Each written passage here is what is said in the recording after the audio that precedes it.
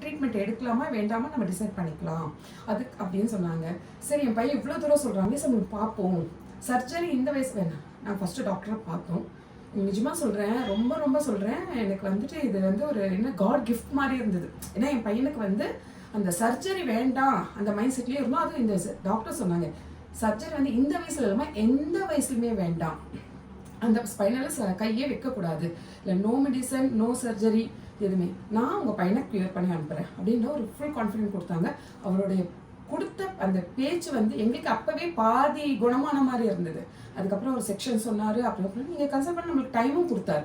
உடனே நீங்கள் பண்ணி தான் ஆகணும், இல்லை இப்படி ஆகிடும் அப்படி ஆகிடும் எந்த ஒரு இதுவும் இல்லாமல் எங்களுக்கு டைம் கொடுத்தாரு. நீங்கள் கன்சல்ட் பண்ணிட்டு பொறுமையாக கூட வாங்க, பட் இதுதான் மெத்தட் அப்படின்ட்டு எங்களுக்கு ரொம்ப அழகாக நீட்டாக ரொம்ப டைம் எடுத்து. சம்டைம்ஸ் டாக்டர்ஸ் கிட்ட போன வச்சுக்கோங்களேன், பேசுறது கூட மாட்டாங்க, ஒரு 5 to 10 minutes செகண்ட்ஸ் கூட பேச மாட்டாங்க. ஓகே